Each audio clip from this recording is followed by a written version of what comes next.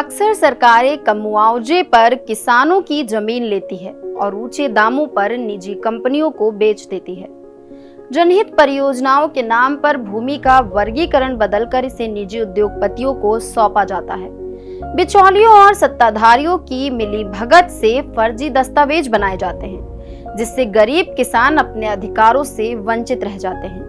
पुनर्वास के नाम पर वादे अधूरे रहते हैं और अंत में फायदा उठाते हैं बस कुछ प्रभावशाली लोग। सिंगूर और नंदीग्राम में भूमि अधिग्रहण के मुद्दों पर भारी विरोध प्रदर्शन हुए थे। ये मामले इस बात की मिसाल हैं कि किस प्रकार से राज्य सरकारें अपने अधिकारों का उपयोग कर भूमि अधिग्रहण करती हैं, लेकिन जनता का समर्थन न मिलने पर इन्हें छोड़ना भी पड़ता है।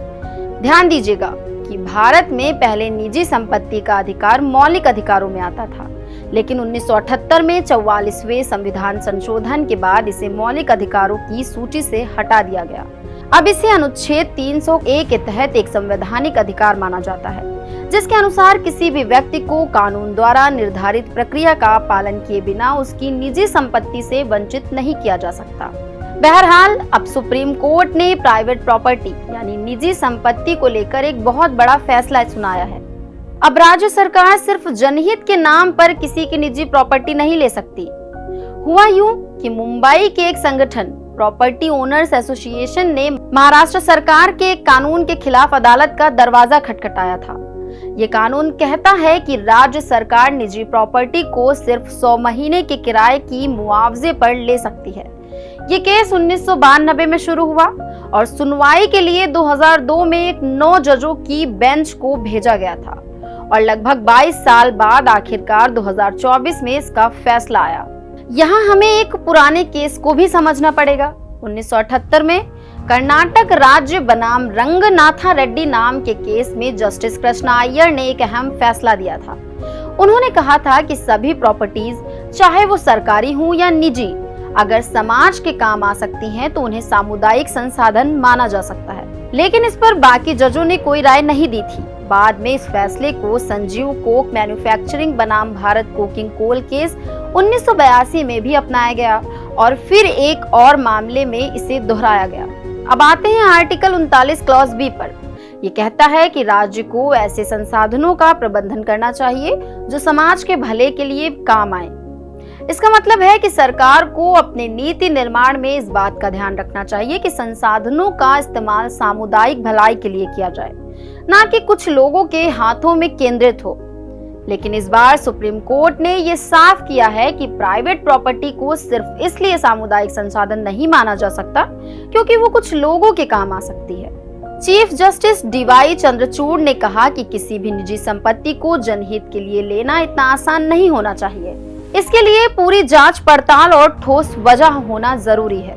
इस 8-1 के फैसले में 8 जजों ने एक ही बात मानी कि जस्टिस कृष्णा अय्यर का 1978 का फैसला अब सही नहीं है, लेकिन जस्टिस बीवी नागरत्न और जस्टिस सुधांशु धूलिया ने थोड़ी असहमति जताई। उनका मानना था कि कुछ खास परिस्थितियों में निजी संपत्ति को समाज के भले के लिए लिया जा सकता है। अब जमाना बदल चुका है। सुप्रीम कोर्ट ने कहा कि 1960 के मुकाबले आज की अर्थव्यवस्था बहुत आगे बढ़ चुकी है। भारत का आर्थिक विकास इतना तेज है कि अगर हम हर चीज को सामुदायिक संसाधन मान लें तो इससे निजी उद्योगों और लोगों के अधिकारों पर असर पड़ेगा। इसलिए अब जरूरत है कि निजी संपत्ति और समाज के भले के बीच एक संतुलन बनाया जाए। यहाँ आर्टिकल 31C की भी चर्चा करना जरूरी है। यह आर्टिकल राज्यों को कुछ हद तक अधिकार देता है कि वो आर्टिकल 39 क्लॉज बी और आर्टिकल 39 क्लॉज सी के तहत कुछ विशेष कानून बना सकते हैं। लेकिन सुप्रीम कोर्ट का ये भी कहना है कि इसे निजी संपत्ति के लिए जबरदस्ती लागू नहीं किया जा सकता। साथ ही 25वें संशोधन के जरिए आर्टिकल 31C को 1971 में संविधान में जोड़ा गया था। ये संशोधन उस समय भी विवादों में था और इसे केशवानंद भारती केस में चुनौती भी दी गई थी।